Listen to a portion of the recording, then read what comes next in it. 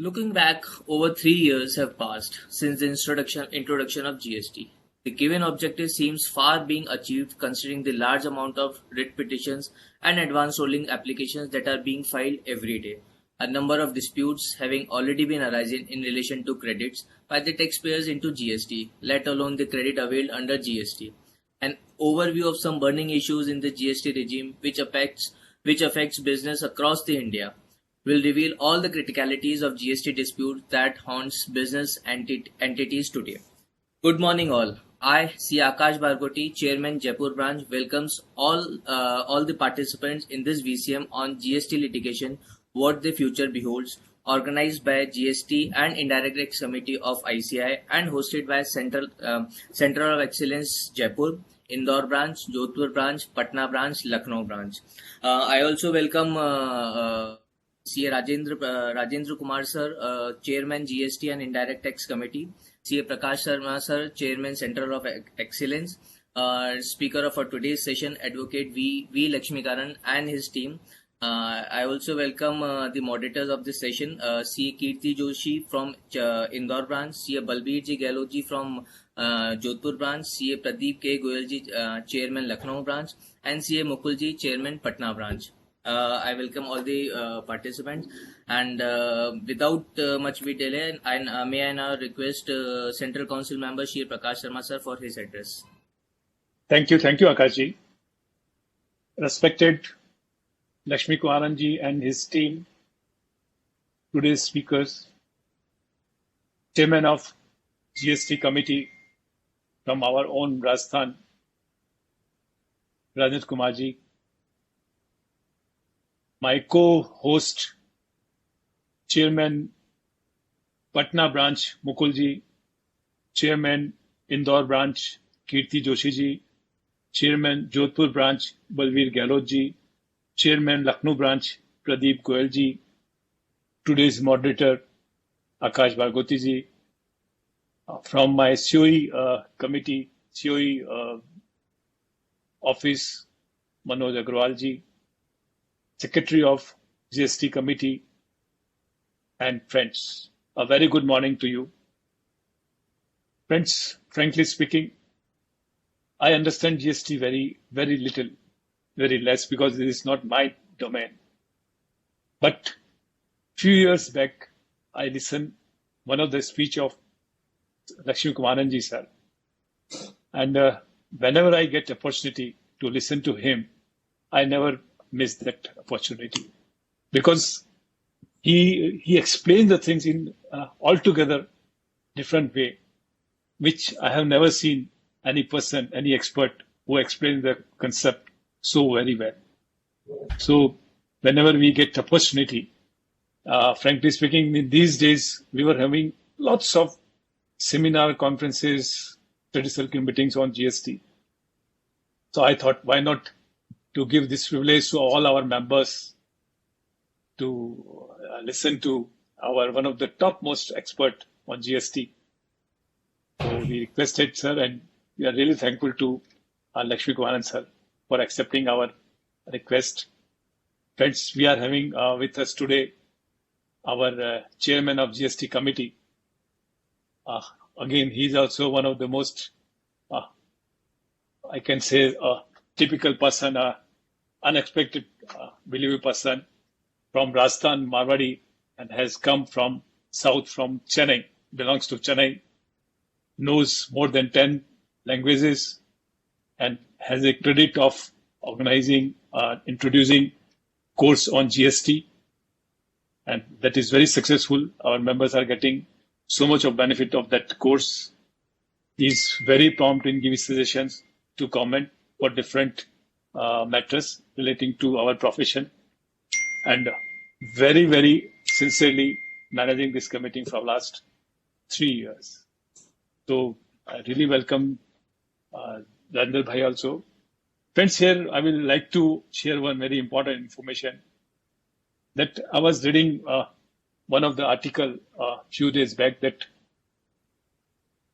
there were 7 top points that were the most successful person of the world. And one of the condition of those most successful person was that they get early in the morning. Few years back, I got the opportunity to talk personally to Lakshmi Kumaran sir. I came to know that he gets up early in the morning around 4:30, and he's a regular runner in this age, and he runs marathon also. Friends, I am also a marathon runner, and I'm also one of the early riser person. I get up 5 o'clock in the morning, so that shows the quality of the great person, how busy he is, and from what time he starts his day. That is very important. So, not wasting much of the time.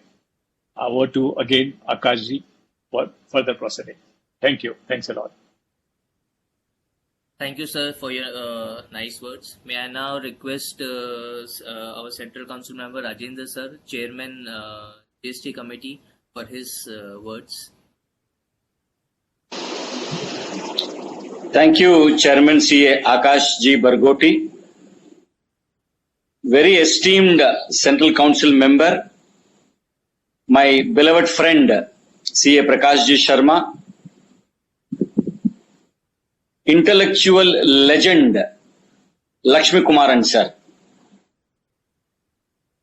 our very own person from the southern region who is calling the shots across the country today. All other office bearers and chairman and chairperson of various branches who have joined today for this wonderful epoch-making event. The staff of the Center of Excellence Jaipur. It gives me immense privilege and pleasure to be in Jaipur virtually. My own state, from where my ancestors belong to, my own place from where my forefathers came. In fact, I love Rajasthan as much as I love Tamil Nadu. That is my state where I was born, the state where I would like to live and die. Esteemed friends, this is a very, very unique and a different program that is being organized for the membership at large.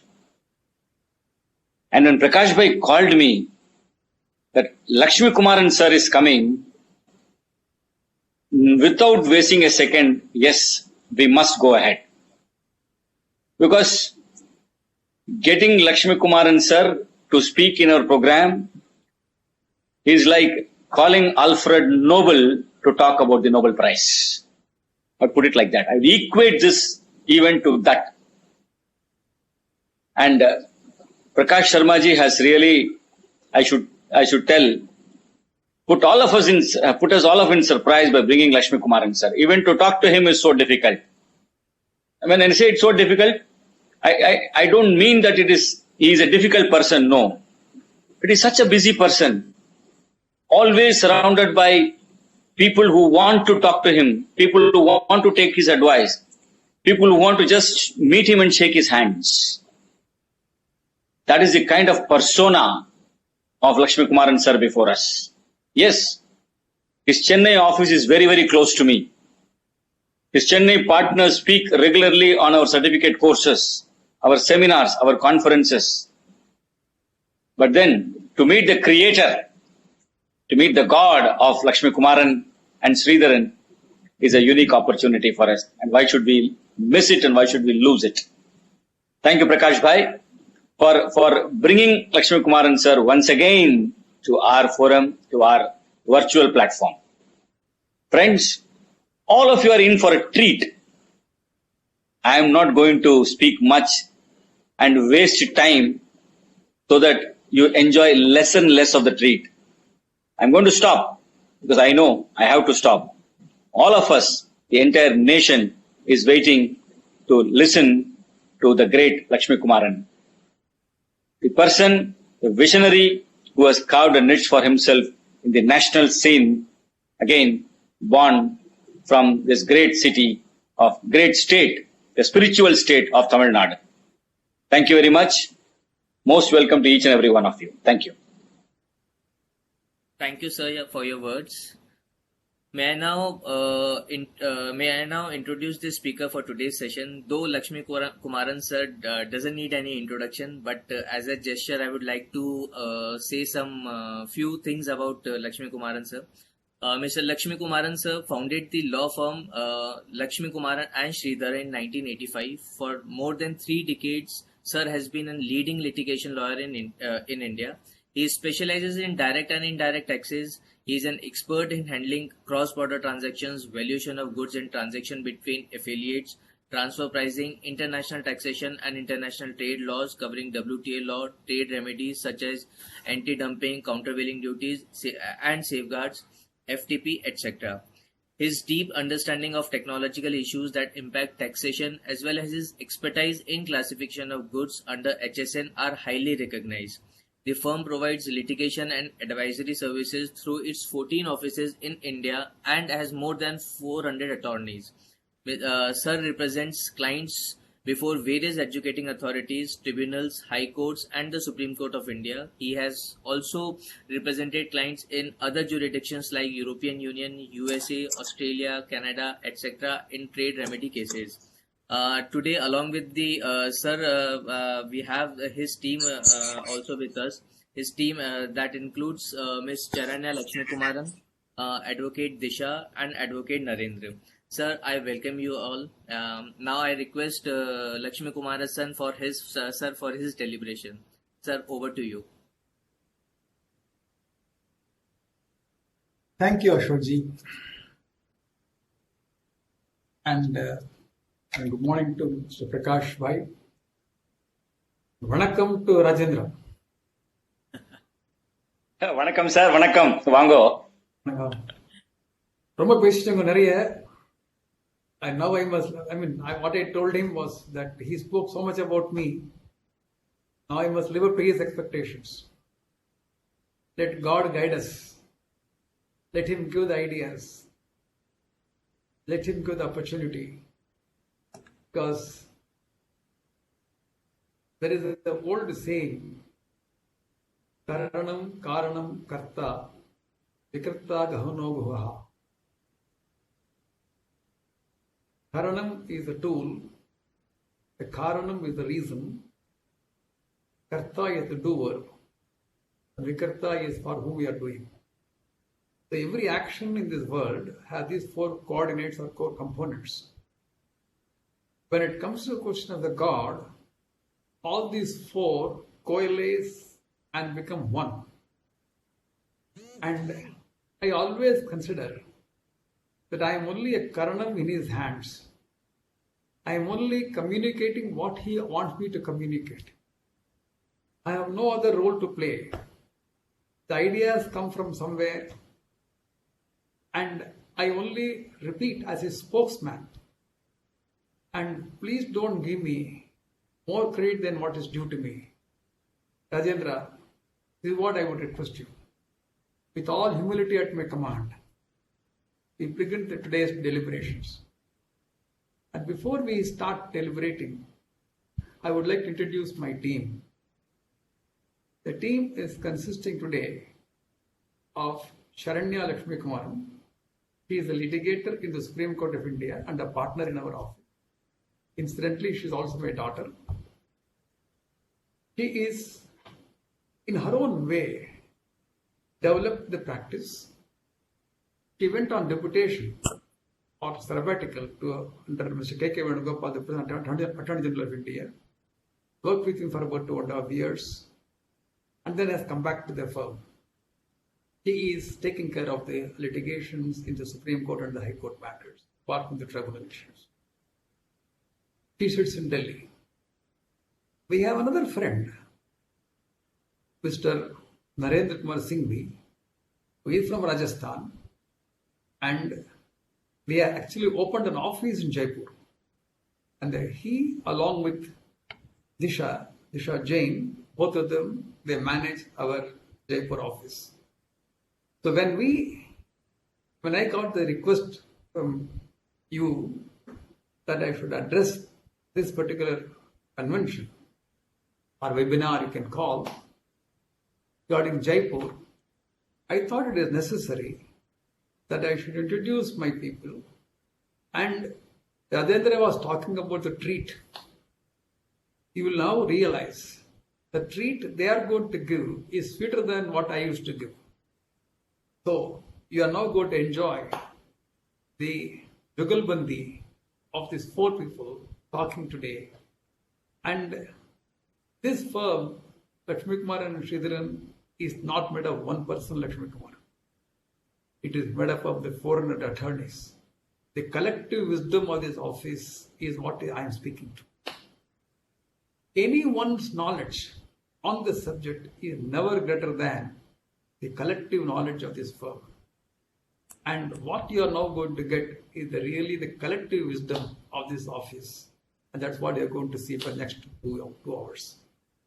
I know to sit through 2 hours of session is not easy. And a dry subject called GST. When I say dry, I must say that many things are abstract in nature. Many things you have to imagine yourself. Many things are intangible. And therefore, you need to grapple with this particular product.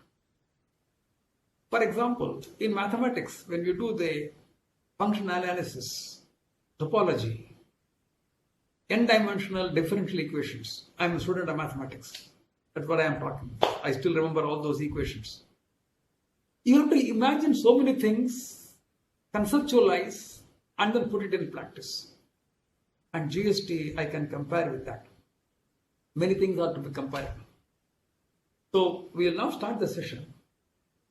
When I was asked to talk for about 2 hours to your members, I felt what topics we could pick up. He said, the most important thing which I see in the last few years, where the disputes are raised by the department, I analyzed the number of matters which are coming to our office, not only in Delhi, all over India, whether it's in Nagpur or in Jaipur or in Pune or in Chennai or in Bangalore and Bombay. We picked up the major types of disputes which are coming up. We classified them into those groups. And then we said, these top 4 issues we will take up. And then we'll analyze it in today's session. So that you get to know what really happens today. It is not about history. And from here we can project what is likely to happen in the next few years. In what direction the government is moving, the department is moving, so that you and your clients can get prepared. And if I can contribute that today, for the next 2 hours' time, I think I have done my job.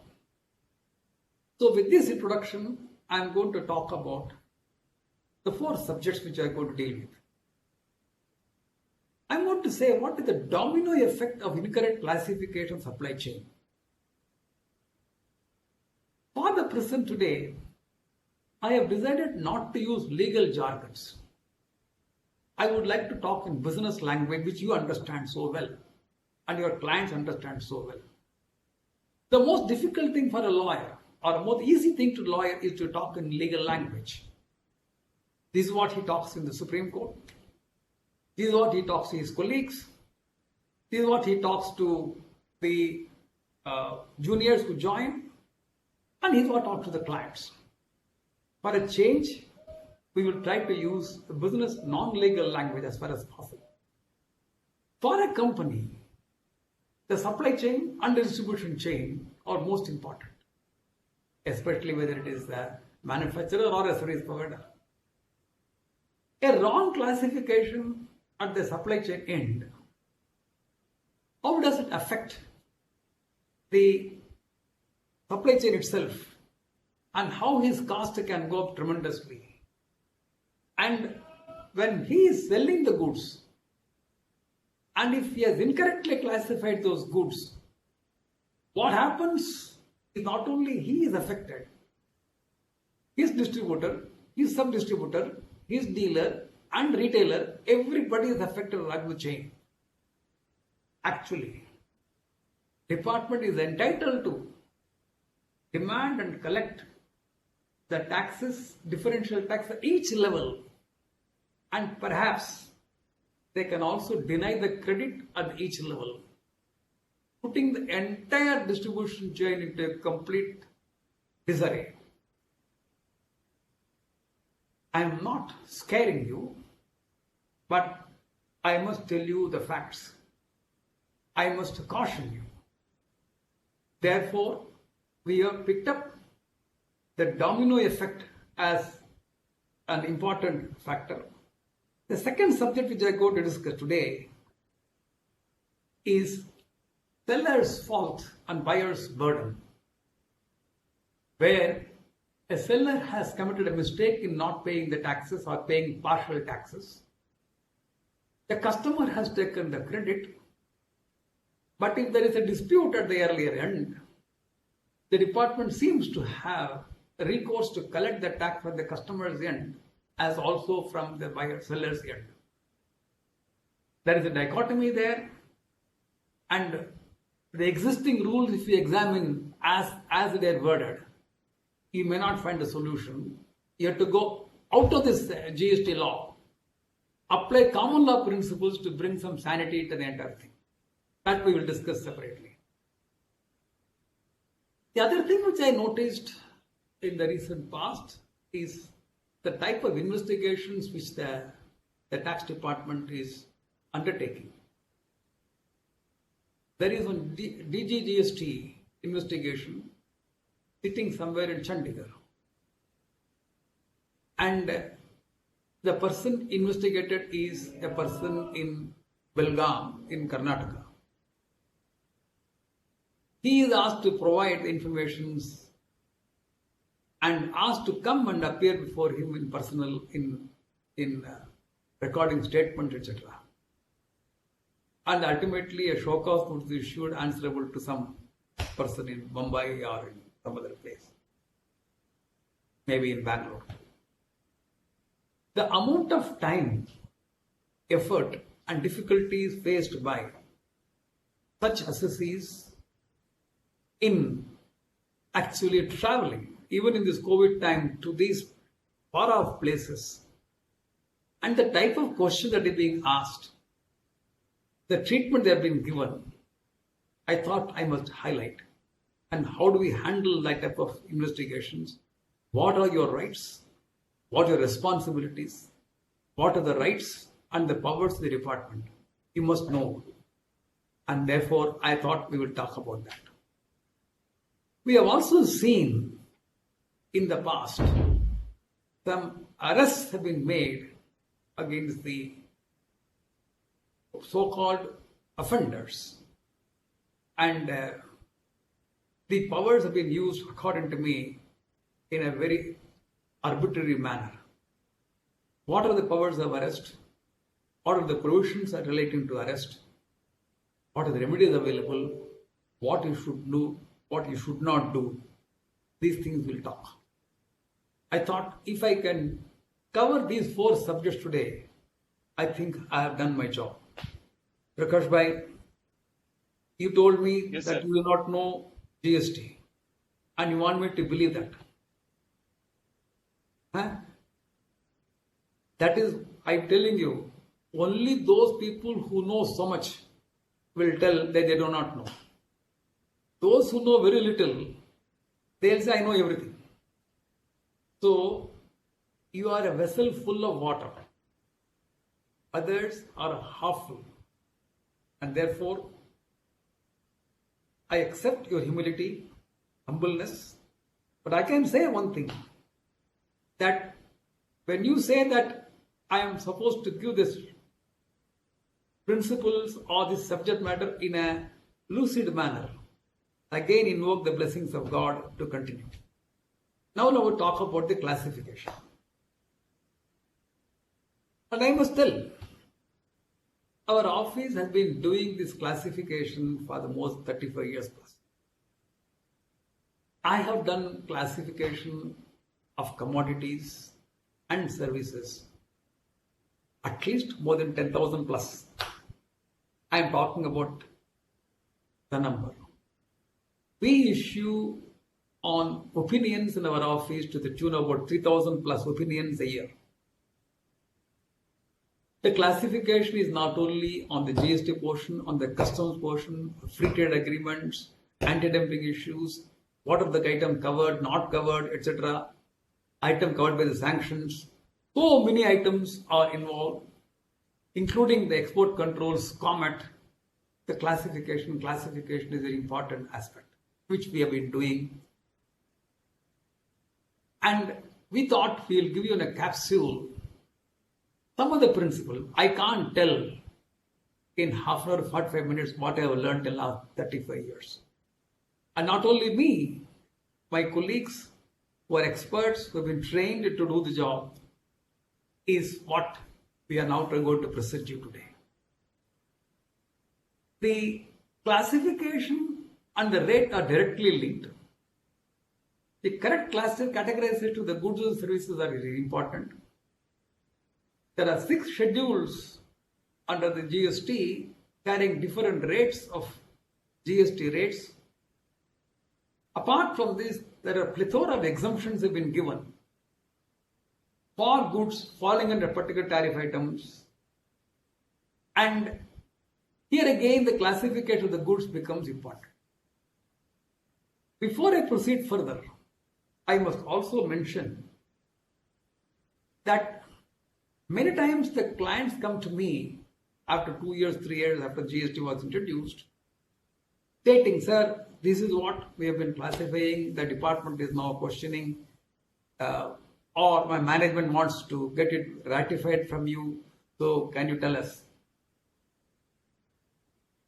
I said, okay, you have asked. In fact, it actually happened in one case where a person came back and said that, sir, we have classified this product. I don't want to name the person. I don't want to name the commodity. He said, we have been paying 5% taxes based on the advice of the local person, and we also feel that is correct. We want to you to ratify. It is already 2 years over. I examined, and then I was shaking my head.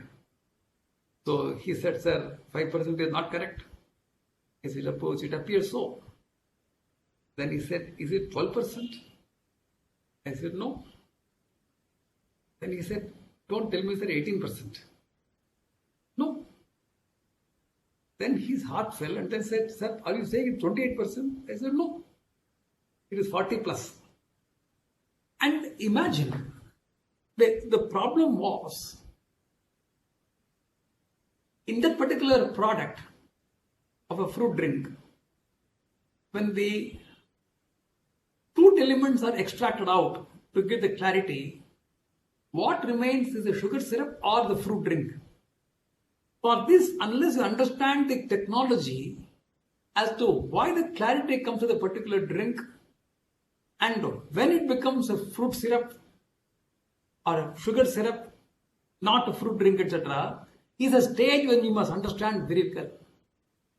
And if you don't understand the technology portion, and if you say, I started with fruit, therefore it is coming here under the categorization, etc., it is a monumental mistake.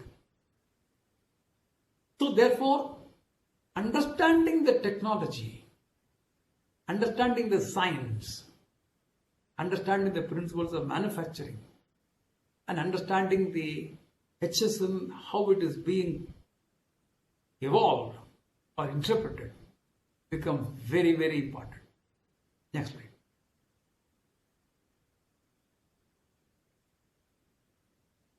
I want to give some examples. There is an airline company which runs his aircrafts, transporting passengers and goods within India. And there is a mandatory servicing to be done to the engines after, say, 5,000 hours of flight or 15,000 hours of flight, depending upon the DGCA requirements. And these engines have to be serviced and these have to be exported to some country like France or US for servicing and bringing it back. When the goods are coming back here after servicing, the goods are presented to the customs authorities for assessment. The customs authorities do not deal with services. They deal with goods. As you all know, customs deal with goods. If a physical, tangible object crosses Indian border, and if the bill of entry is filed for the goods to be cleared, the custom officer will have to assess the bill of entry. And he says, here is goods. Then you will say, sir, this is goods, return the goods from exported from here, re-imported. Very good, is re-imported goods. And therefore, I will classify these aircraft engines, but there is an exemption which provides that if it is identifiable part going and coming back after repair, reservicing, etc., service charges plus to and fro freight will be added, and on which you pay custom duty as engine. You pay. Then comes the GST, because he has to pay the CVD. Now, the officer says, I have treated this as goods, and therefore I will treat this for GST also goods. Then we tell, sorry sir, it is not possible, because GST law says repairing is a service. It is not goods. Therefore, you must tax as service. It's GST. He says, I do not know how to charge service. I can only charge goods. Therefore, there is a dichotomy there, because there is a difficulty for him to assess the same goods, once as goods for the custom, another for services. Now, you may say, Lakshmi Kumar, why are you fighting, sir? You are a lawyer, you are used to fighting, etc. How does it matter whether it is goods or services? You can take the credit, be done with it. It is an easy solution. I suppose somebody can say this. But the problem is, the airline, when it is rendering the services to the passengers, the tax payable by them for the service of transport of passengers has been reduced to 5% on condition that you will not take credit on any goods or inputs. So therefore, if this engine is treated as inputs and we pay the tax on it as CVD, and if you take the credit, then the airline person has to pay not 5% tax, 18% tax on the passengers. It's huge. But if he wants to maintain 5%, and if assessed at as a goods here, he loses the credit. On the contrary, if it is treated as a service, then he can take the credit, but does not become a cost. So therefore, the fundamental question which arises, whether the item in question to be considered as a goods or services still remains. Because by today, we are not talking about whether these goods are classifiable here or there. We are asking whether the goods or services is the question first. That question has not been answered. And many commodities of this nature come in, where the difference between the goods and services for treatment under the law is still nebulous. In spite of the schedule which talks about these are deemed as a service, these are deemed as goods, etc., in spite of it, there are several items where the grey area continues. And this is one of the areas. Next. And therefore this goes on litigation. The officer says no, I will have to say no. Therefore the matter has necessarily go to the next level, and then ultimately say, you have to tell the custom officer, sir, you have a power, you are empowered to collect the tax, a custom duty here, and also you are also the officer of GST at the border. Therefore, you have to wear two hats, one as a custom officer and the other as a GST officer. As a GST officer, you must do this. You need to educate. Next. The non-alcoholic beverages today, whether it attracts what rate, is a bigger question. which is aerated. A peculiar situation happened. The dispute between the original authority of advance ruling or somebody applied for it, and that says that whether it is 18% or 12%. The advance ruling authority says, I will apply 18%, not 12%. The SEC was not happy. He went on appeal. The appellate authority says, yes, SEC, I agree with you. 12%, 18% is not correct. So we thought he is very happy. He said, no. It is not 18%, but not 12%. It is 28%. A matter which is the rate which is not in dispute before him, he decides against the SEC, increases the rate from 18 to 28, not appealed. I would have been happier if I had not appealed to the appellate authority. Now, matter has to go to the High Court. High Court has to give a stay and then argue the matter, etc. COVID time, they are busy.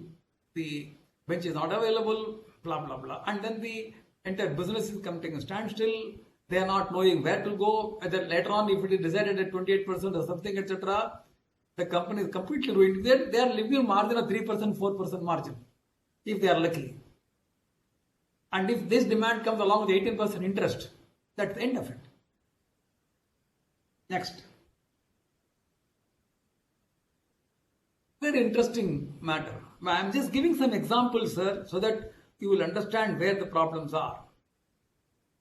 You would have seen all those cars today, when you are driving the car, there is a floor covering. The floor covering of the car is normally made up of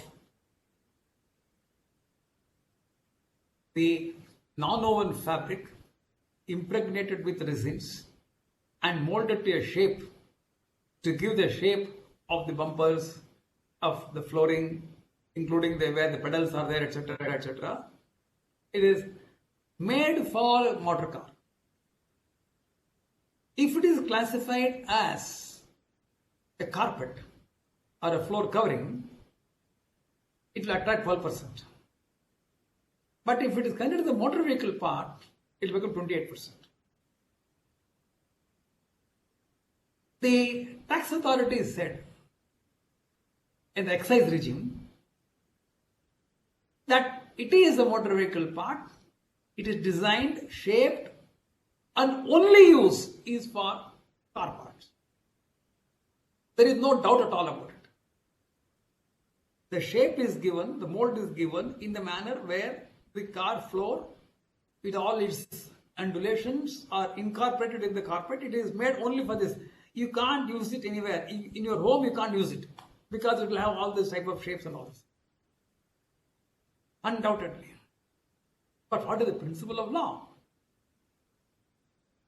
The principle of law is, can an item which is meant exclusively to be used in a motor vehicle to be treated as a motor vehicle part, even if that item is questioned, is otherwise specifically classifiable under other tariff item?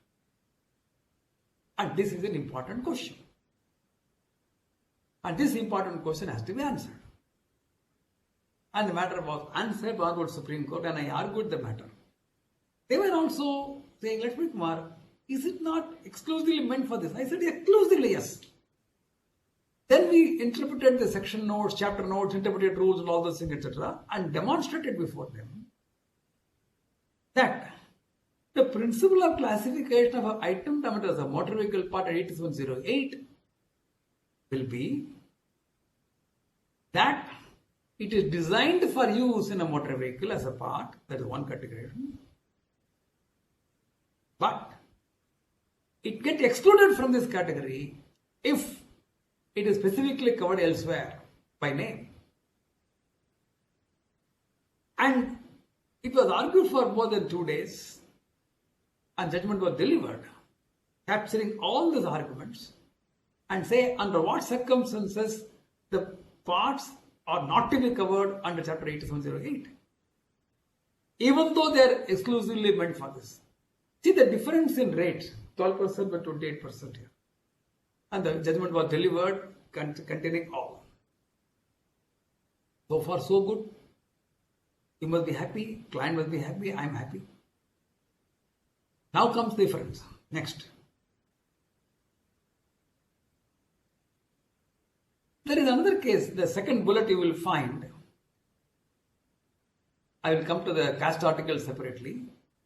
Westinghouse Saxby judgment of Supreme Court has come, where the question of classification of relay for a locomotive application was before.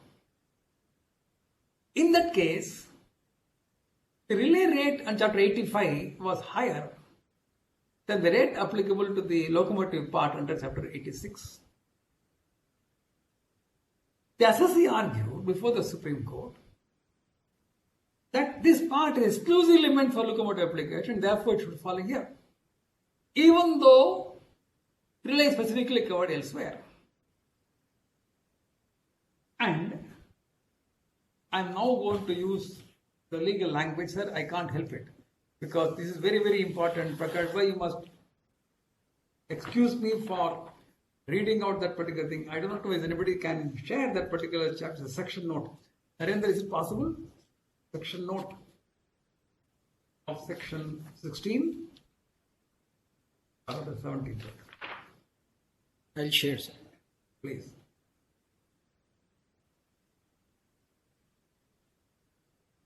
Section 17.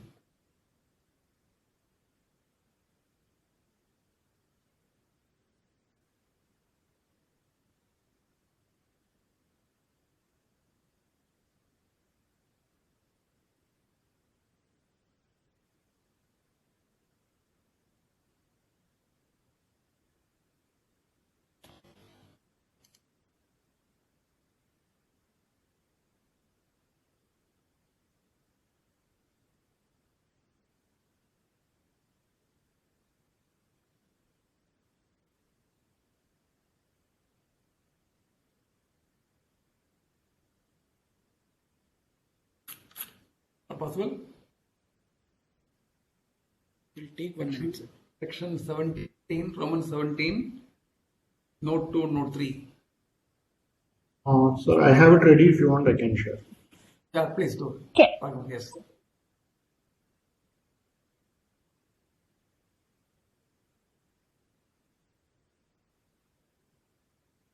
Yes, you got it.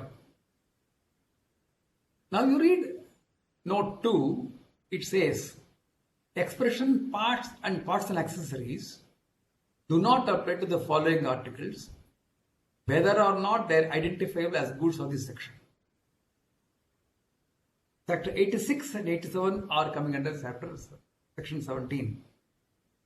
So therefore, if the following parts, even if they are identifiable as part of these goods also, will not apply. These parts will not apply. Expression will not apply. Why? Now come to next E, F. Where is F?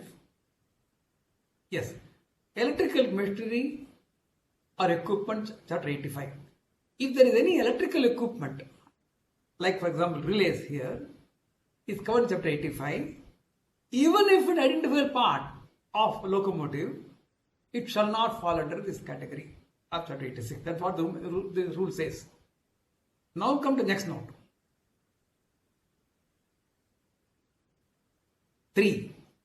References in chapter 86 to 88 to parts and accessories do not apply to parts or accessories which are not suitable for use solely or principally with the articles of these chapters. Remaining, forget about it. This word, this sentence is negatively worded, a double negative. References to 86 and 88 to parts and accessories do not apply to parts and accessories which are not suitable for use. Now, this was read by the Honorable Supreme Court as saying, therefore, parts and accessories will apply which are suitable for use solely or principally the articles like this. So therefore, they have converted this negative sentence into a positive sentence. And they say, therefore, if there is a part which is suitable for use in chapter 86 to 88, they shall fall here. Sir, the problem is this. The drafters of this particular note have thought so much. They could have written this parts. If they're principally or solely used for the article will fall here, they could have written. They did not. They wrote in negative. Parts which they do not apply, which are not suitable. If the parts are not suitable as a part of motor vehicle or electrical locomotive, it shall not fall here. But does not mean if it is parts used here, it shall come here. It is a negative sentence, and therefore, when you convert it into positive, it means a part which is principally or solely used in article may or may not fall. It is not shall fall. It may or may not fall. Now read chapter note 2. It says very clearly, this part shall not come here. Therefore, read conjointly note 2 and note 3. These relays shall remain in chapter 85, not in 86. But Assisi argued because the rate was due to lower, and he succeeded. The Supreme Court also agreed with him. Fine. And all of us must be happy. What's the problem? The problem is different. Now, motor vehicles also fall into the same section. Now the question is, every part which is now being used in a motor vehicle, the assessing officer says, you pay duty here, pay tax at 28%. If it is other chapters, it is 18%. And investigations have started all over India, classifying these items as parts of motor vehicle 8708, applying this judgment, and demanding differential taxes for the past from 1st July 2017, alleging suppression, summons, etc., is going on. It is a reality. So now, you have a judgment of the Supreme Court supposed to be favoring the assessee in that case. It is dead against. Therefore, what happened? I was just talking about the previous slide in the case of motor vehicle part versus carpets, where the Supreme Court applied the principle correctly and then say this item will go under chapter 57, not under 87. It was not noticed. This was not brought to the notice of the report by the Supreme Court. It was already earlier decision, already available on record. Now, this decision of the Supreme Court has to be overcome, and it's three-judge bench. It is three judgments. So it has to come to a larger bench and then argue the case till such a time the problems will continue here unless the government intervenes. All I am trying to say is, and a number of parts are covered here like this. Any number of them. The motor vehicle manufacturer importing the goods, they are in trouble. Manufacturers, vendors are applying it to the vehicle manufacturer, they are in trouble. Replacement market, they are in trouble. Everywhere, wherever the assessees have classified them differently, correctly, department now has to accept, apply the Westinghouse judgment and reverse our decisions, etc., applying suppression, etc., denying the credit to the vehicle manufacturers also. It is a huge problem. One of the other example which I think my colleagues have put here is cast irons of iron or steel, but the parts of motor vehicles or parts of engines. A camshaft. A camshaft is made of steel. It is made by a rough forging methodology, and thereafter it is fine machined. The officer says, look, this camshaft already got the shape and size of the finished goods. Applying the interpreted rules, it shall be classified as if they are finished goods, and therefore you will classify them as a motor vehicle part, engine part. Whereas there is a specific heading called articles of cast articles of steel or iron under chapter 7325. Can you invoke interpretive rules to overlook a specific clarified in? How wrong it is, people just forget about all those. And the classifications are being attempted like this. Next.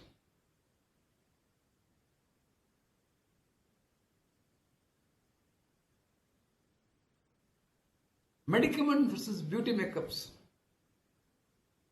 medicaments attract lower tax. If it is cosmetic or toilet preparation or makeup preparation, will come under the 3, attracting 18%. But there are several borderline cases where the item in question is supposed to treat certain diseases. It will also improve your appearances as a corollary, not as a direct method. And there are in a number of cases I argued before the Supreme Court when the item will continue to buy medicament, etc. Here again, there is a big issue relating to classification. Now, having given certain examples of disputes, I can multiply the example till the end of the day or till next 4 weeks, 5 weeks, I can go on talking on classification. That's not the point. I just want to give a flavor as to what problems are arising. And what the department is now trying to do is, everything we do, a genuine mistake committed by you because of some other ruling, etc., etc., they convert it as if it is a suppression, fraud, collusion, etc., etc., and invoke the longer period of limitation. By doing so, they are denying the credit to the end users, and thereby it becomes a cost to you. So you have to pay the differential taxes, interest on that, equal amount as penalty, till the time you succeed with the tribunal, maybe 3 years, 5 years down the line, and probably go to Supreme Court. The customer cannot take credit, he will not reimburse the money. And if the difference in tax is 10% or 18% as the case may be, you can imagine what likely to be the impact of this difference amount and the interest on it and the penalty on it.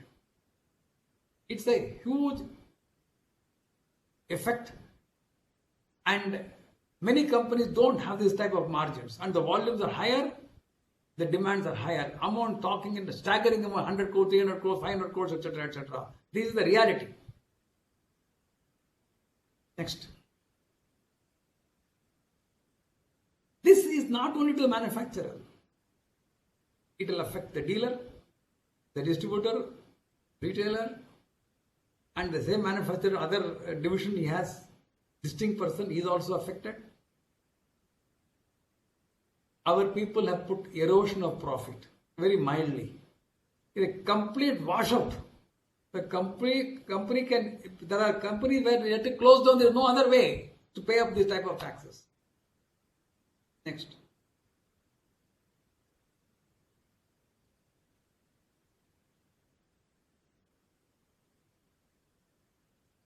I feel anybody attempting to do a classification opinion is not meant for light-hearted people. It requires lion heart.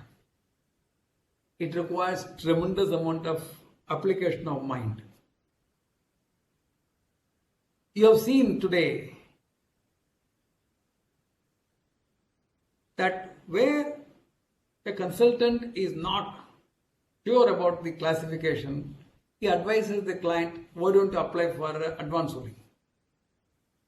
You went to advance ruling. That decision is against you. You went on appeal. That is against you. Matter pending with the High Courts. Till then, what do? There is a binding decision against you. If you don't follow it, the officer can seize the goods. If you follow it, competitors are not paying the tax, therefore nobody wants to buy from you. It's a big problem. Next. In 2022 January onwards, the custom tariff is getting amended because HSN is getting amended in WCO in Brussels. India being a member country, so Indian custom tariff will undergo changes. If the custom tariff undergoes changes, the corresponding changes are not made in the GST here, there will be a dichotomy between the headings. It is bound to happen. Unless GST Council takes up and then amends it properly, we are going to have new problems. I think I have covered till now about the classification issues and the problem arising out of this particular thing. what the domino effect which has had. I will stop here for a moment. I'm going to ask my colleagues Narendra and Disha to talk about the seller's fault and buyer's burden. That is where the seller has not paid the tax, the buyer is denied the credit even though he has paid for it, etc. And where does it result in a double levy? And what solution you have? GST law provides solution or not? And where do you get the solution? Yes, Narendra and Disha. Thank you, sir. Am I audible? Yeah, of course, very Okay. clear. Right. Thank Very much, Dishaji. Right. So to maybe explain this important yet unspoken issue, we can take that example or the first example which sir cited about non-alcoholic carbonated fruit drinks. Now in that, say, let's take an instance where the supplier has entered into a contract with the distributor who is the recipient in the supply chain, that the tax burden is going to be borne by you. The recipient agrees. Now supplier, thinking that the drink is of the fruit juice, he classifies it under 12%. While the department starts the investigation, thinking that it's not 12%, rather it's 28 plus 12, that is 40%. So substantial difference of 28%. Now let's look at this instance in the facts of section 73 and 74 of the CGST Act.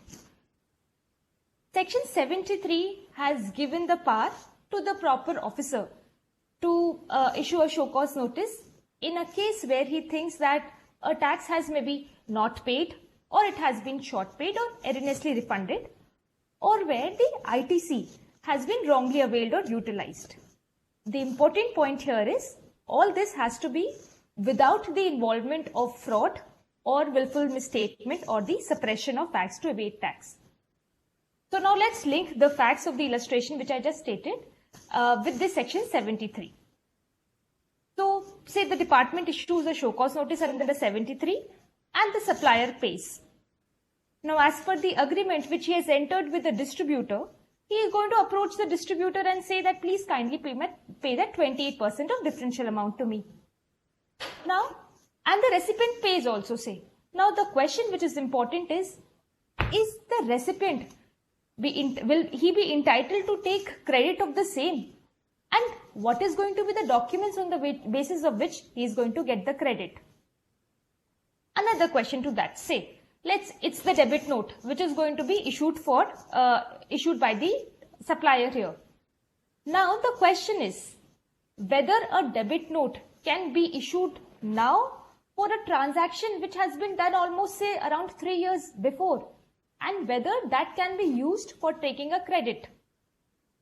In this respect, the advanced ruling authorities are taking a very strict view, and in one of the advanced ruling application ruling, they held that the applicant cannot claim ITC in relation to the tax which is now passed on by debit note which is issued by the supplier, say in the financial year 2020 for the transaction which has happened in 18-19.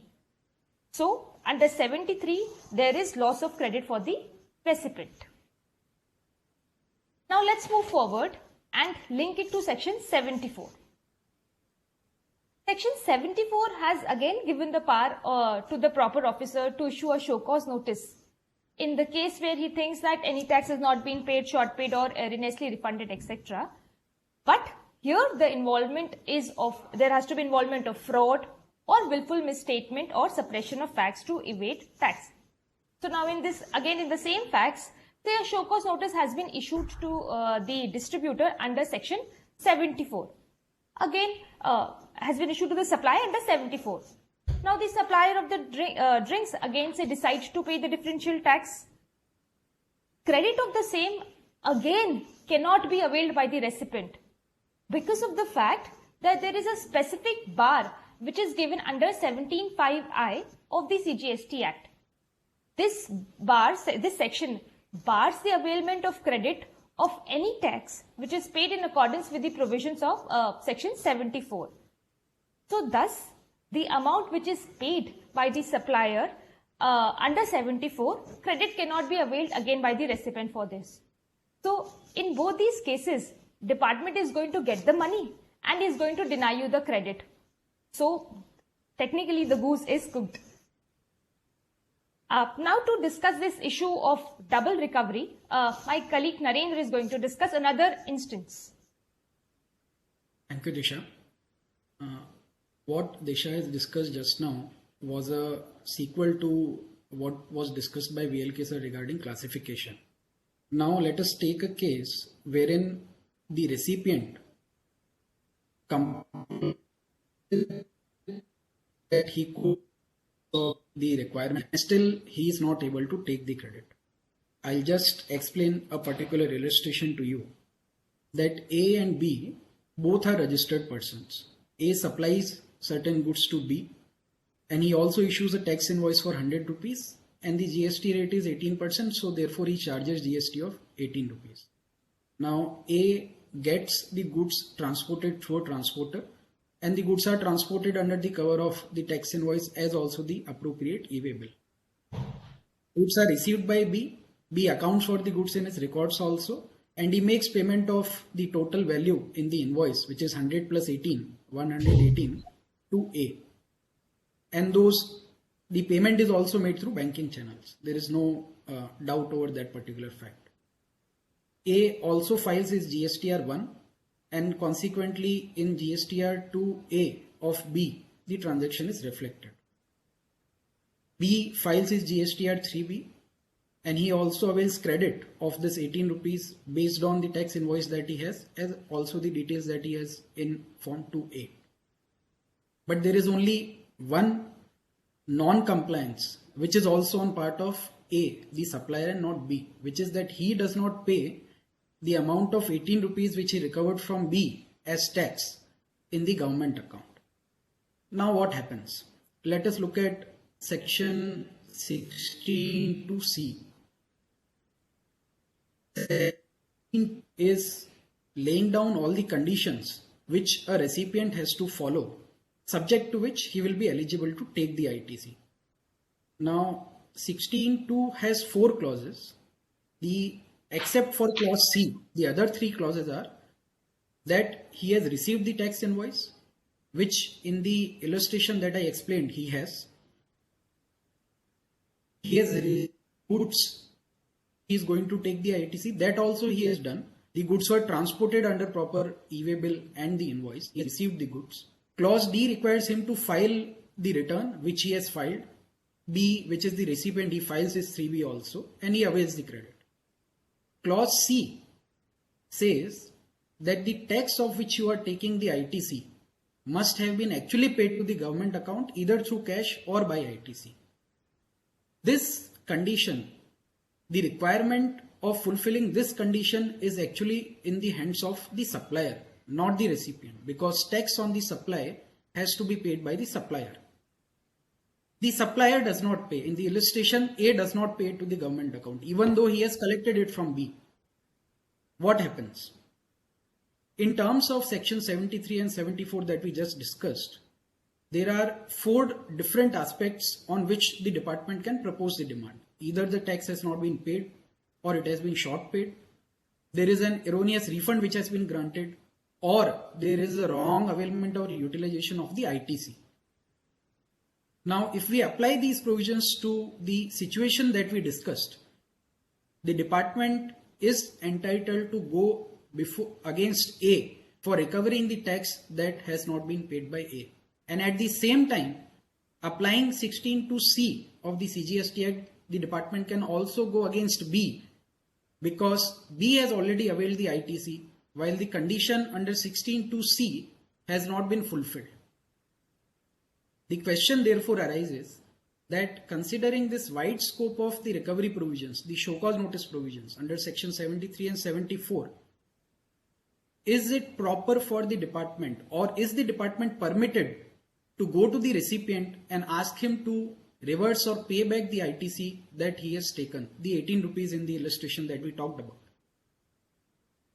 as VLK sir said, in terms of the legal provisions, there is no restriction. 73 and 74, they cover the non-payment of tax, and they equally cover the wrongful availment or utilization of the ITC. And once the condition under 16(2)(c) is not fulfilled, then obviously there will be a wrongful availment or utilization of the ITC. In a given case, the department can very well go to the supplier, the department can go to the recipient also and make double recovery. From the supplier, the recovery would be made in the form of tax, as tax not paid under 73 or 74, and from the recipient as ITC, because that ITC has been wrongly availed.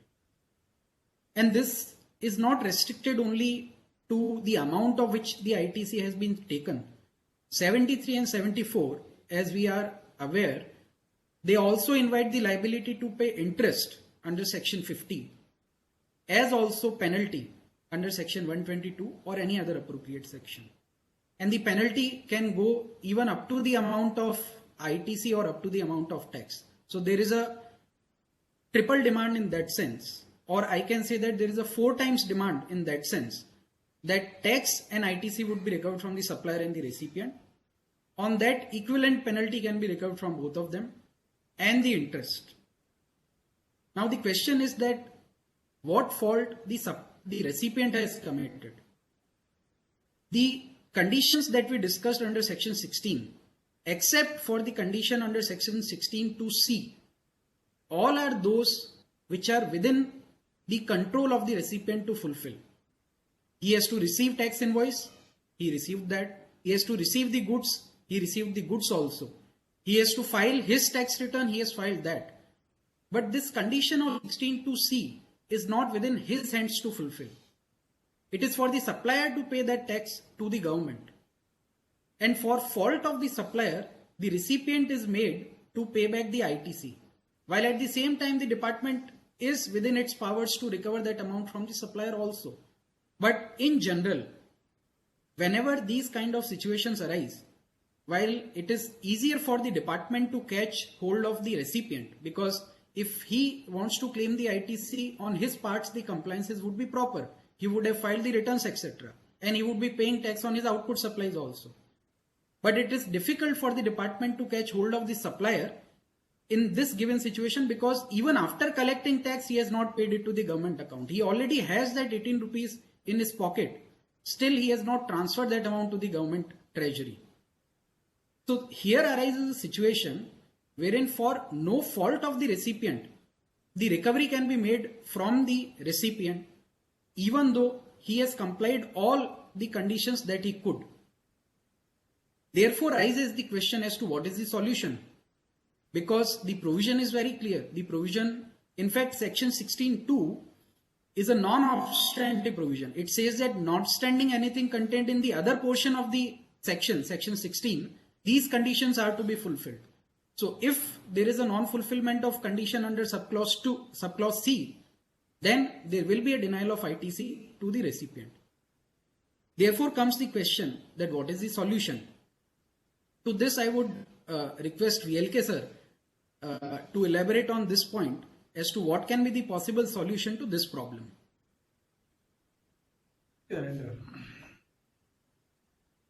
Very well articulated. Now, if you are looking for solution within the GST law, you are not likely to get. You apply the principle that if the supplier has paid the tax later on, then as far as the tax liability in the hands of the recipient is concerned, cannot exist. Because as you rightly said, he has followed all his principles. He has paid the taxes in time, he has filed the returns, everything he has complied with. The original non-compliant with the supplier, if it is rectified by the ultimate payment by the supplier himself, then doctrine of restitution applies.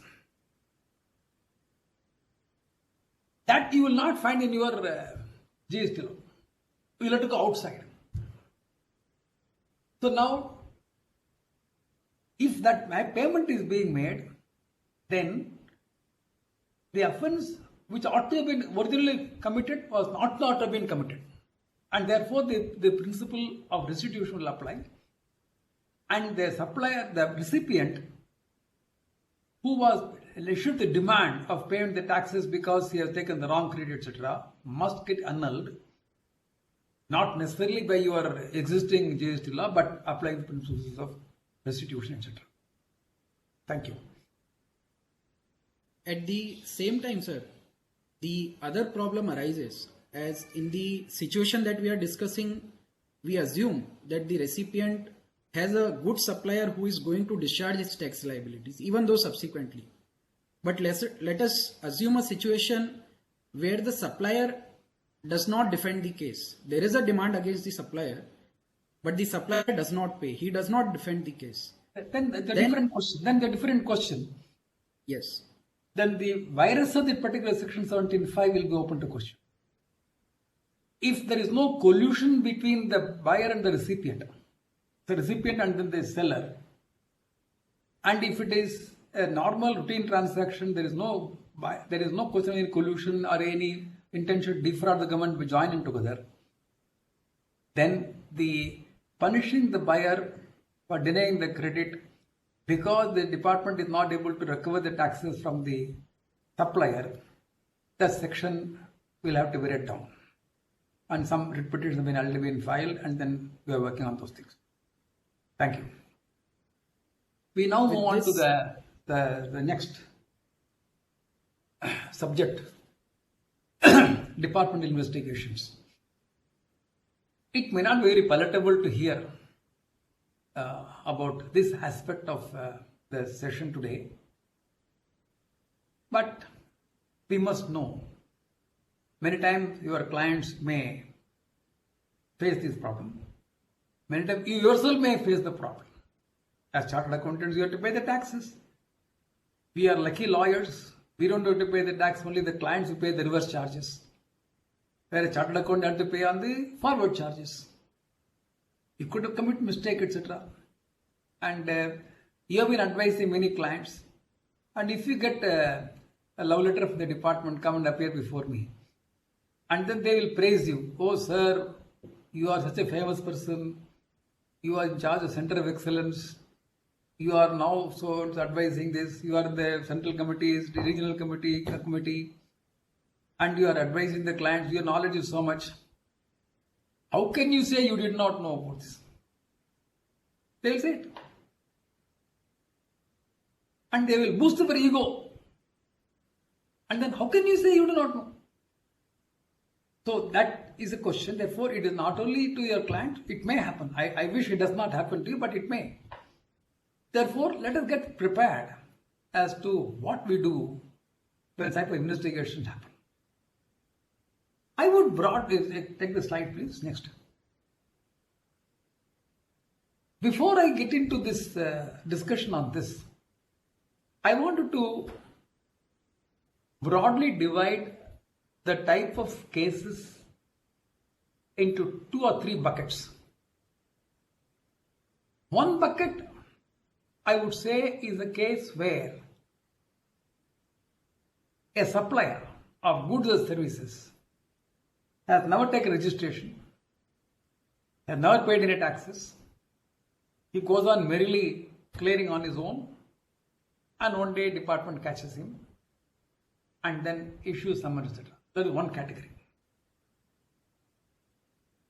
Second category is a person exists, he has registration, he regularly issues invoices, he regularly pays the taxes, but he never sells the goods. He sells the invoices.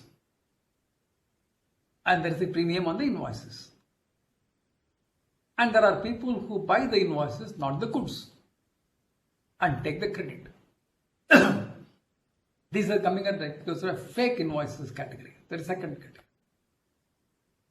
The third category is the honest persons, law-abiding persons who want to follow the law, letter and spirit. And to err is human. It is possible to make mistakes because the law is complicated. The law is not clear.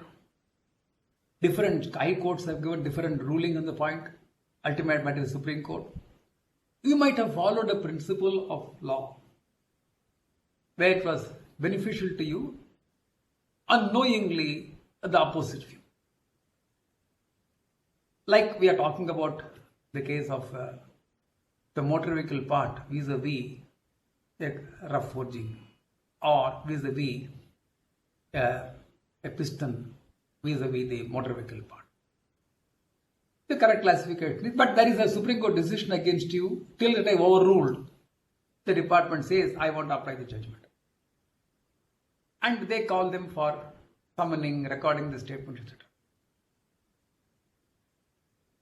Now, as far as the first two categories are concerned, the treatment is very different. Probably, in those cases, the best way is to pay the taxes as early as possible by the concerned assessee, buy peace, and avoid greater punishments. Because it is clear. If it is clear. But the problem is, at least our cases, we get maximum number of cases. Rather, we don't get cases of the other two categories. First two categories, we don't get at all, thankfully. Or even if we get, we tell them somebody else can do because we can't do that. We do that. But the more important thing is regarding the genuine people committing genuine mistakes and magnified, etc. That is where I think the problem starts.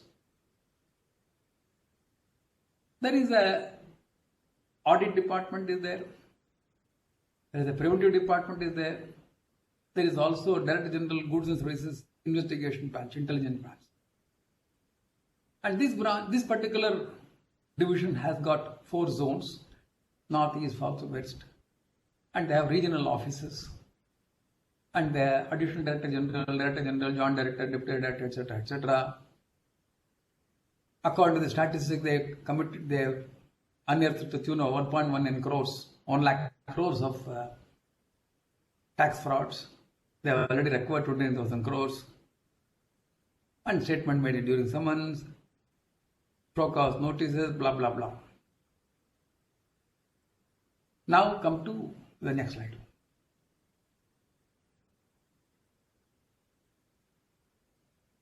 When you are dealing with a client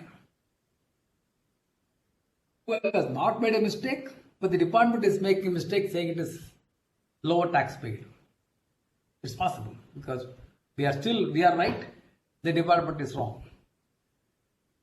And second, we were wrong, but it was genuine.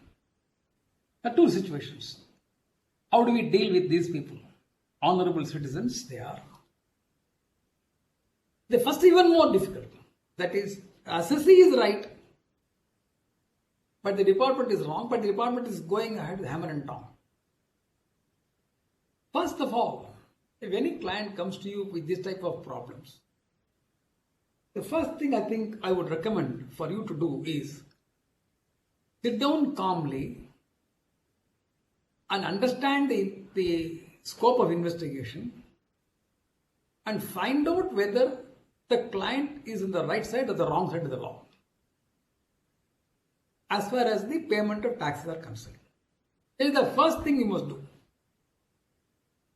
If you are convinced that the client is on the right side and the department is on the wrong side, and there are many, many instances of this nature, then you should stand like a rock between the client and the department. This is what I do. All along I have been doing this. We will protect the client from the unlawful, unfair demand from the department. Come what may. We have to go to any length, we will go any length. But if there is a genuine mistake made by the client, again you have to make a judgment of yourself as to whether the assessee was right or wrong. And here you require that extra skill to come to the conclusion whether the assessee was right or wrong.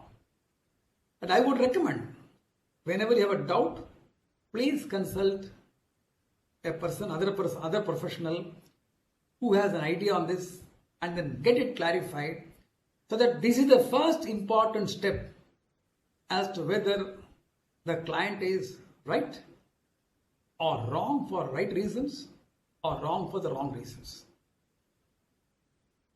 This is the first step you must do.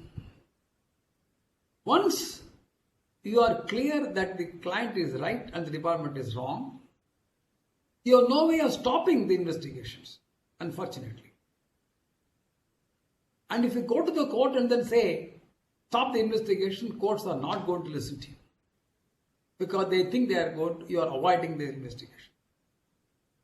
So therefore, how do we face those type of investigation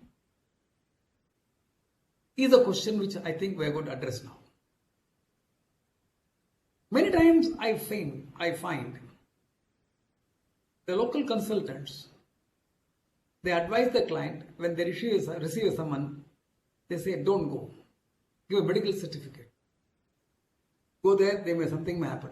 The client is getting petrified. You avoid one day, second day they summons, third day you summon. You can't avoid. My recommendation is face the officer, face the investigation. Don't duck. If there is a summon subject to your inconvenience that day, whether your board meetings are there or some important client meetings are there, etc., take 1 or 2 days adjustment this way, they will oblige. But attempt and attend those investigations. In the investigation, the first thing you should tell your client is to tell the truth. Never coach him to tell lies. Sir, in this part of country, lawyers are pronounced as liars. The pronunciation, I am not saying that they are liars, but the pronunciation, I find scooter is scooter and the lawyer is liar. Is a normal way of pronunciation. I am not finding fault. So, and it is also believed that the lawyers coach the client to tell lies, etc., so that they can get out of it. At least this lawyer does not believe in that. I do not know how to tell a lie in the court of law, nor can I tell a client to tell a lie. These two I do not know. I lived a life like this. Rest of my life I live like this only. All my attorneys in my office will do the same. Never create a document antedated. This is normal request will come from the client. Sir, I will do it, sir. Don't worry, sir. I will create the document, etc. These are all easy steps people will try to take. I am telling you, you will be at a maximum difficulty at some point of time. I have seen people have created a document, etc. The phone number is different, mobile number is different, address is different. Because 5 years before, what was there? Nobody knows. Nobody realizes. Nobody applies their mind. You can get caught red-handed. And not only that, what are we trying to do? Are we trying to win a case by creating a fictitious document or telling a lie? And is it worth fighting or worth winning this case? I don't believe in that. In fact, if ever I want to tell a lie, my face will exhibit immediately. The judge will know immediately this fellow Lakshmi Kumar is not here. So I don't even give that chance at all. Never in my life, sir. People may not believe. But normally it is believed lawyers tell lies and win the case in the courts. We do not know, sir. We just do not. And those who are listening to me, if you believe in this, what I am saying is correct, I am telling you, you will have wonderful practice and you will sleep well every day. You will not have any other hallucinations. All those problems will not happen to you. Tell the truth. According to me, defending the truth is the easiest thing. To defending a lie is most difficult. At least I cannot do. Make statements. Don't guess. If you do not know a fact of the matter, Tell, sir, I do not know, I will verify and come back to you. Do not make guesses. When they ask you to produce documents, produce it. If they ask you to prepare the statement of what they will give it. You don't fight on facts. Don't worry. We fight on inferences.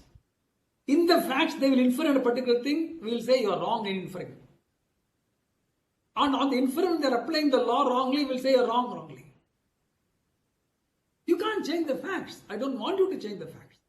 Get the facts. And never mislead an investigation. It's not worth it. It will come down very heavily on you. And respect the officer.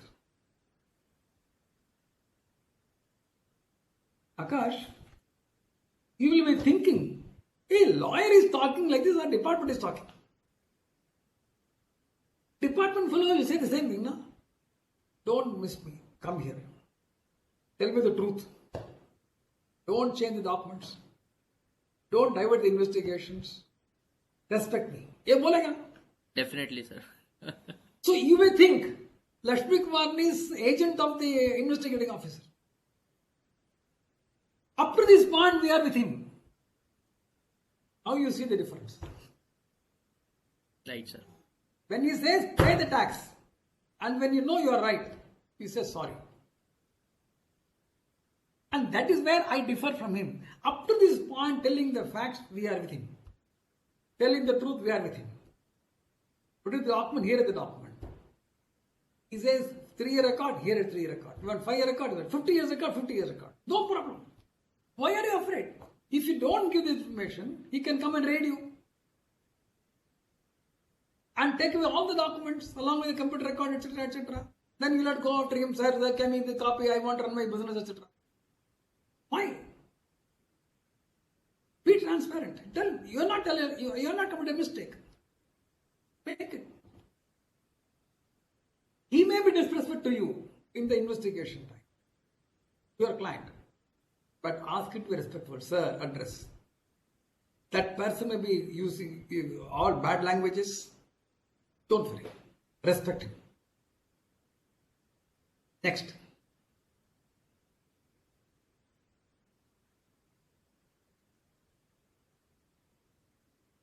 Many people will say, sir, can a lawyer appear for the... There are situations where they say appear yourself or your advocate or for your respective. Then you can go. Otherwise, we cannot. Whenever a person is occupied, when they are asking you to appear, that person is not available, take time. Take 2-3 alternate dates, etc. Appear.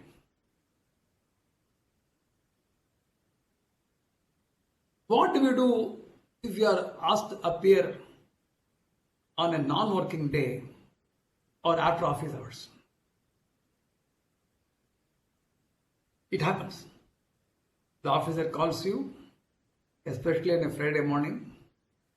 You go there and he doesn't look at you till 5 o'clock in the evening. You are already getting jittery. After 5 o'clock, he calls you, write the statement, etc. Then your wife is calling, where are you, etc. Your daughter is calling, what do you do, etc. So you are now tense. 8 o'clock, 9 o'clock, 10 o'clock, they write. That is the time when they ask you to write something which is not correct. When I tell you, tell the truth. The truth which is not palatable to him also is the truth. If you are going to write what he wants, which is not truth, again you are violating my conditions. Yet, and nothing is going to happen to you by telling the truth. We have got rulings. When officer of the company is summoned by the officers in the non-working hours, non-holiday, etc., we have told the court that these times the people use foul languages, disrespectful languages, and threat of arrest, etc., to make the payment immediately. So therefore we say that the investigation will take place during office hours. During the investigation, we want to have the video recording of the made. Because lawyer is not supposed to be present because judgment is Supreme Court. So how do we tame? How do you do this? So these are the things which we have to innovate. And when the situation becomes very, very volatile, that is the time you will have to involve a good lawyer and ensure that the balance is kept. The safety of the person is important. The person should not be arrested. At the same time, he should not be able to cough up the money. They were delicate situations, they're tense moments. That's the time when the client goes through the real tension. And we are here to help him during that time. And there are many times there is a coercive payment being made under threat of arrest, etc., etc. Those are the times when you have to take a call what we should do, when we should go to the court, what type of relief you ask for, etc., etc. You better also have a consultation with a good lawyer who can assist you and guide you as far as the investigation or writ petition will be filed in the courts, etc., etc. It is always good. Ultimately, all of us live honorable citizens. And if our personal liberties are taken away and arrested, etc., etc., it is a blot. It's a blot.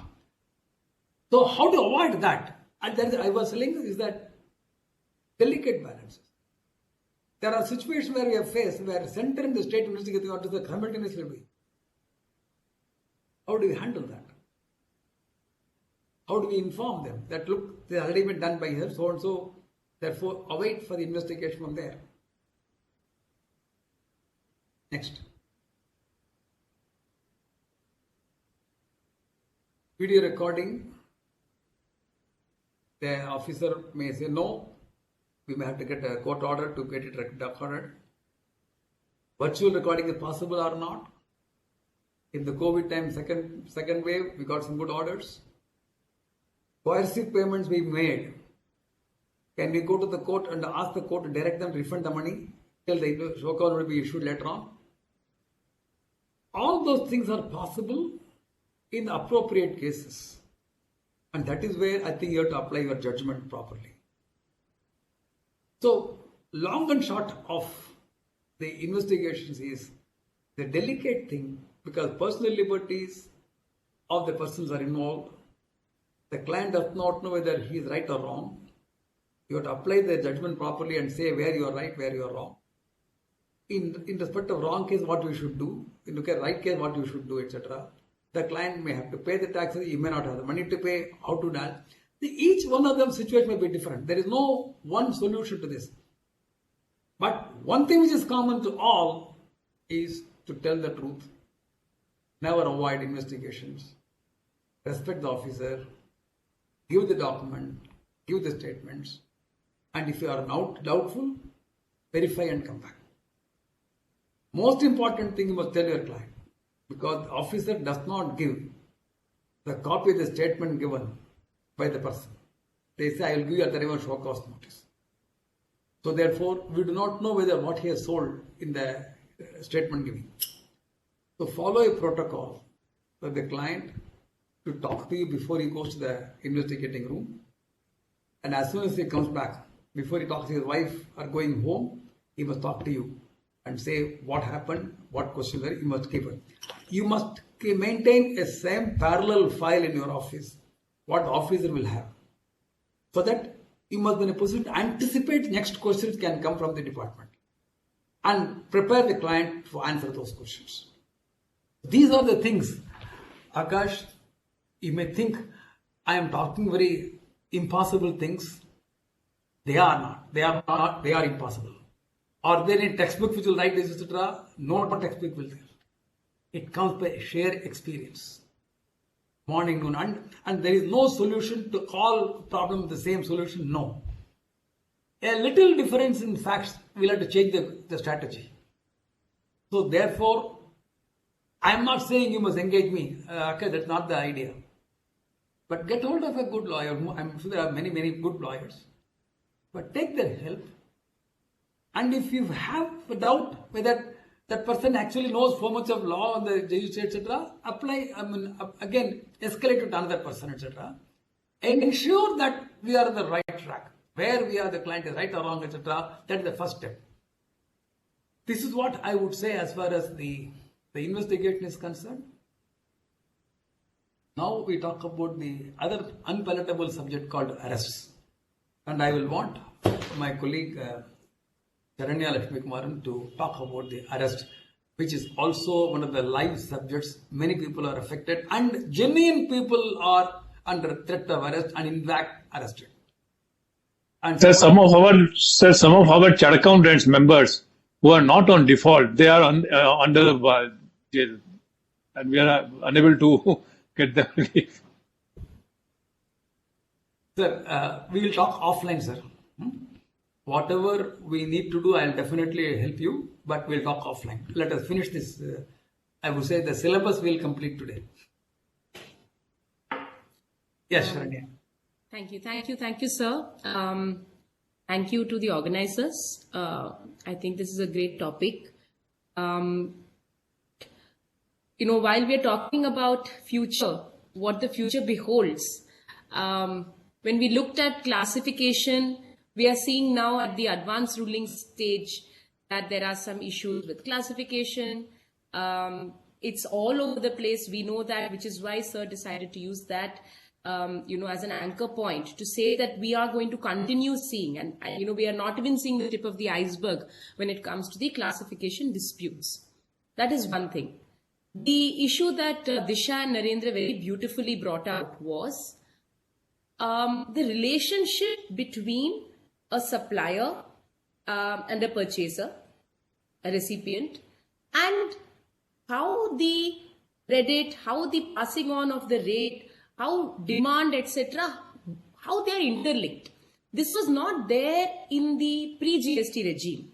That sort of, there's almost an umbilical cord connection now between the supplier and the recipient, which is then, the domino effect that we are seeing.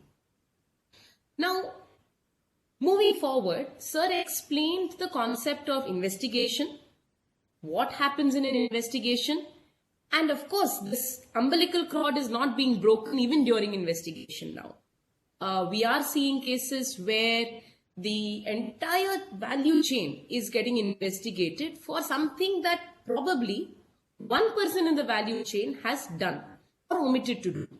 So, this is why GST litigation, investigation is getting more and more complex. There are far too many sides. It's not two sides of the coin anymore. It's becoming square, pentagon, hexagon, and it's expanding. That's what is happening today. Now, sir left us at a very, very crucial stage at the presentation. Investigation that is happening. What is the requirement of, why is there a requirement to participate in the investigation? As sir said, there is nothing to be afraid of.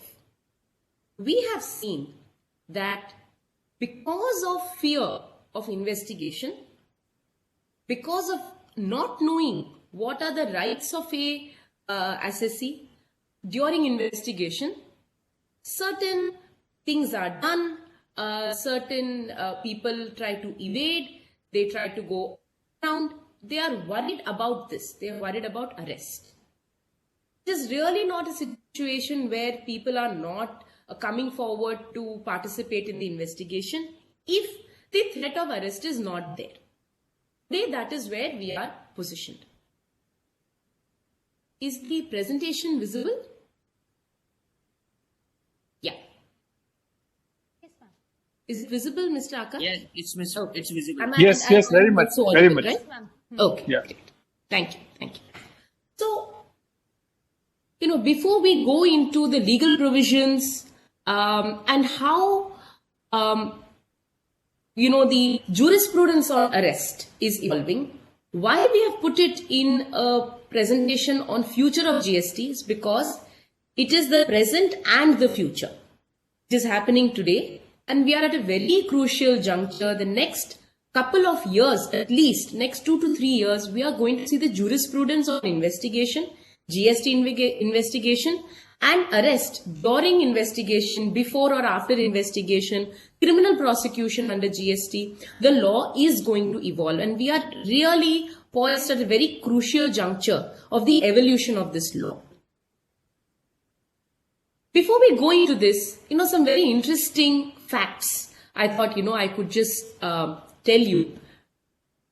From the period November 2020 to March 21, there have been 357 arrests. 357. If you look at that, compare it to the arrests that used to take place in excise regime, in the service tax regime, even in the VAT regime, the pace at which arrests are happening, there is a sense of panic that is set in. This is happening for several reasons. In this, what is of greater concern is 122 of these arrests are against proprietors, directors and partners, about 50 directors, 5 CEOs, CFOs have got arrested, 12 chartered accountants have got arrested, and we are talking about a phase of less than 6 months from November to March.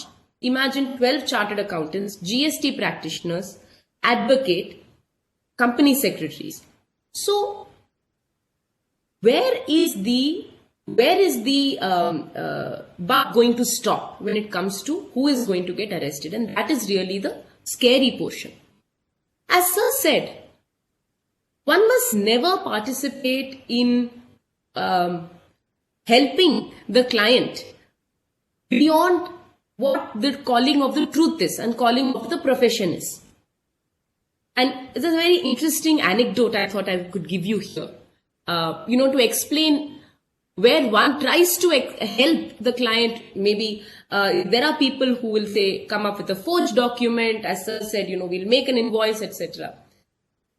There's a very interesting case in Pakistan where there was an investigation against Nawaz Sharif, and one will not believe, the investigation blew over and he was arrested and prosecuted and convicted because of a font, because of the Calibri font.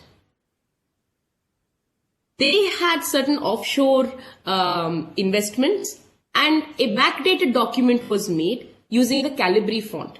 Now, the document was dated sometime in 2006. Later on, it was found out that Microsoft introduced the Calibri font only in 2007. So you don't know what is going to be the point, the chink in the armor, if truth is not behind you. So which is why we keep on reiterating, and this is really the integrity and the ethics, and they really, really do get questioned. It is a very difficult time. You are talking to clients day in and day out. You don't know, he doesn't know, and you don't know when the next summon, after that he's going to come back home or not. You don't know, right? So therefore, when you're pushed to the corner, there are chances when you will try to, the line between what is a professional commitment and beyond that does get blurred. So this is very, very important to understand that it is not going to help anybody. Now, in GST, the law, the legal provisions are few. There is section 132, which lays down the offences, some of which for which you can get arrested directly, some of which you will go through the process of prosecution and thereafter get arrested. These are the things. Now, section 69 of the GST Act gives the power of arrest.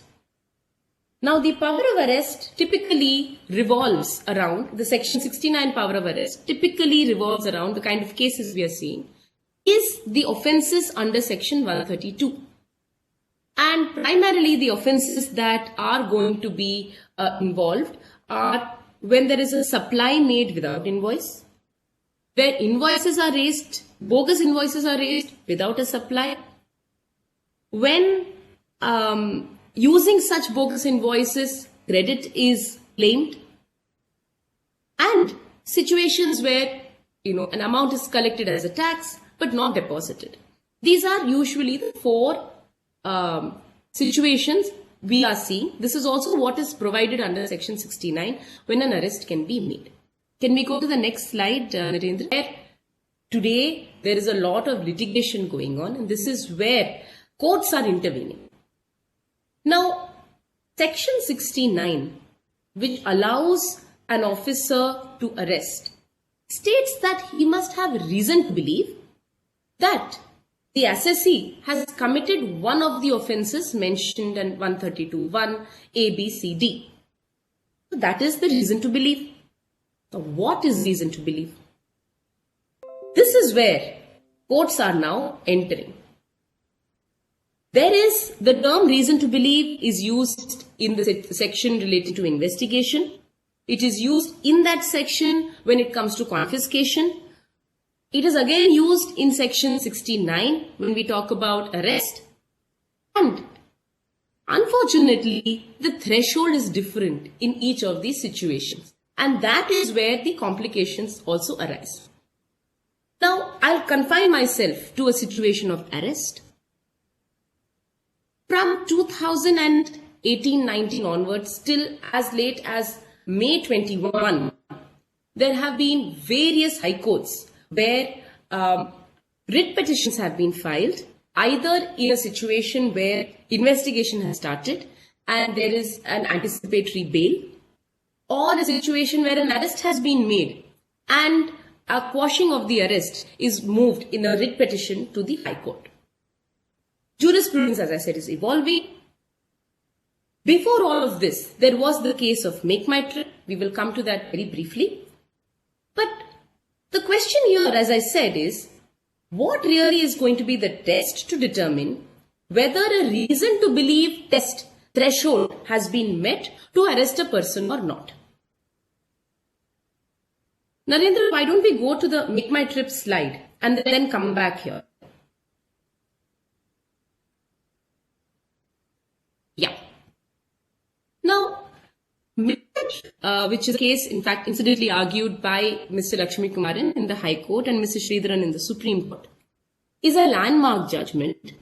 And that was a case where a person was arrested during investigation and the High Court held that the arrest was bad. It was held that certain thresholds have to be met. Something has to be done on part of the department also before you go ahead and arrest someone. It laid certain guardrails and certain boundaries on the power of arrest. They said that it was a case where they said you must adjudicate. There has to be an adjudication of penalty before you could arrest anybody. The person who is going to be arrested should be given an opportunity to explain before he is arrested. And arrest has to be used as a last resort, as absolutely the last resort. Now, in this case, Make My Trip, the section 91 of the erstwhile Finance Act 94 and section 69 today are perimeteria to that extent. But Make My Trip immediately was not applied in certain cases. Now, it is not that the ratio of the case is no longer valid. In fact, it is valid. What happened was, in some cases, in the high courts, the facts overtook the legal position because the facts were so bad. That is what happens in cases of arrest, where the factual base itself does lend some amount of prejudice to deciding the legal issue. It does happen. Now, in the case of Vimal Yashwant Giri, they held that outright arrest cannot be made. So they affirmed or followed what was the ratio of Make My Trip. On the other hand, in the case of P.V. Ramana Reddy, on a different issue, on a factual issue of the quantum of tax sought to be evaded, they allowed the arrest to be made. So there are some distinctions. But very recently, as of May 21, there's a Bombay High Court judgment of Krishna Murari, which now marries the ratio of Make My Trip with ratio of criminal investigation. And that is what we are saying. You need to know the GST law. You need to know when 132(1) A, B, C, D can get triggered. You need to know which part, if the client is in which part of that value chain, is he the supplier, is he the recipient, is there a fraud that he is also part of? All of those things one must know from the GST angle. At the same time, you need to know the basics and fundamentals of criminal investigation. Now, in this case of Krishna Murari, which is a very, very interesting and a welcome judgment that has come, they applied two concepts. One, they explained what should be reason to believe. They said, reason to believe is not merely just a reason to believe, but it consists of two elements. A reason to believe that the person who is sought to be arrested, in fact, has committed the offense. Right? That the person who is sought to be arrested has, in fact, there is credible evidence to believe that he has committed the offense. And now, interestingly, the second part of the criteria is very interesting, and that is where now I'm saying Make My Trip is sort of reaffirmed, albeit in a different form. And the Bombay High Court judgment does note with approval the Make My Trip case. They say that there are certain conditions when you can get anticipatory bail, or when a person is arrested and bail can be given. There are certain underlying principles of when a person should be arrested, should not be arrested, should be detained, should not be detained. And that is the second criteria. Now, under reason to believe. The first is there credible evidence that he has committed the crime? And second, is there a reason now he has to be arrested? So just merely committing the offense or a reason to believe that he has committed the offense is no longer enough. Now they say, please, in that reason to believe, also state, why should this person be arrested? And that is where the concept of bail, when a bail can be granted, all of those concepts have to be read into the second part. And we are going to be seeing this. It's a new judgment. It has not been applied thereafter because it was in May. It was, during the pandemic second wave. And now we are going to be seeing this judgment now also find its application. And typically, what are the situations when an arrest is warranted or a bail is denied? When there are issues of somebody evading, somebody escaping, running away from the investigation, if they are going to tamper with evidence and documents, are they going to tamper with other witnesses? See, those are the reasons why a person's personal liberty has to be impinged. His fundamental right to liberty has to be impinged, has to be violated, and he has to be taken into custody for certain reasons. So now, this is sort of the second reason that has been brought in. And this is actually a very positive development in the jurisdiction of, jurisprudence of how arrests can be conducted. Can we see the next slide? Yes. So as I said, the principles of grant of bail, if a person, and again, now reiterating what Mr. Lakshmi Kumaran was saying, and there is a judgment of Anesh Kumar, which was relied upon in Krishna Murari by the Bombay High Court. It's a criminal, pure IPC, CRPC kind of a case. It is not a tax evasion case. But one of the crucial factors to decide whether a person requires to be arrested or not is whether or not he is cooperating with the investigation. If summons are being given and that person is cooperating, there is no threat of him fleeing. If he is not going to tamper with the evidence, tamper with documents, threaten witnesses or coerce witnesses, then that is a reason to now not arrest. Or if that person is arrested, these are the principles on which bail can be given. Can we come to the next slide? Yeah, I think this is our last slide. Now, interestingly, just to wrap the topic on arrest, there are cases now, some in Delhi High Court. There was one in the Supreme Court which has been remanded back, Devendra Dwivedi's case remanded back to the Delhi High Court. There is a constitutional challenge of Section 69 and Section 132 and the power to arrest. Prima facie, the Delhi High Court has said that there is nothing unconstitutional. The power to levy a tax includes within itself, the constitutional power to levy a tax includes within itself the power to collect and to prevent evasion. All of those are all ancillary powers. And so they have said prima facie, there is no problem. It's not unconstitutional. But this is also an interesting case which we are following. And we will update you once anything happens with the constitutional validity. But that will have, again, a very far-reaching impact on how investigation and arrests are going to play out in the future. Thank you.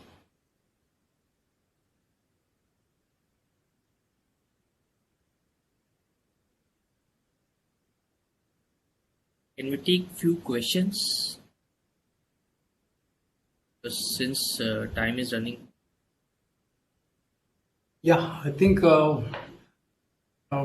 have some commitment after 1 o'clock. Therefore, We'll take 1 or 2 questions, sir. Not much. Right. There is one question regarding to classification of goods.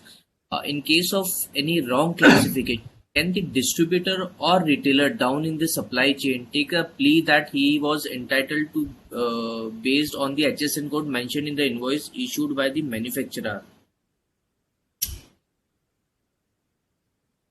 it can be one of the differences, but not the main difference.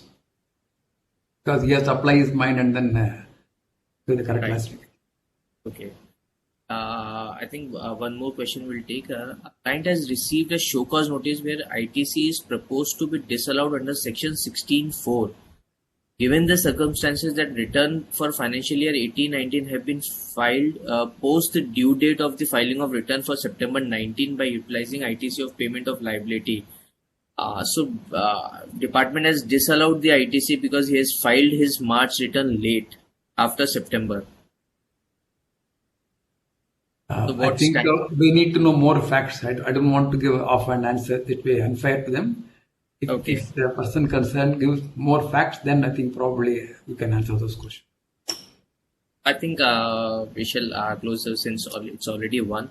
Yeah. So I would like to, on behalf of the entire IDT committee and COE Jaipur, I would like to place my sincere thank you to Lakshmi Kumaran sir and his team. To full team of Lakshmi Kumaran ji. We are really grateful to you. Thank you a lot.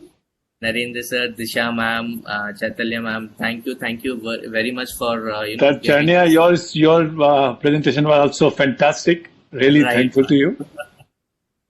Thank you, sir. Thank you very much, sir, for your full support. Thank you very much, all of you. Thank you. Stay safe. Thank you. Same here, sir. Same. Thank you.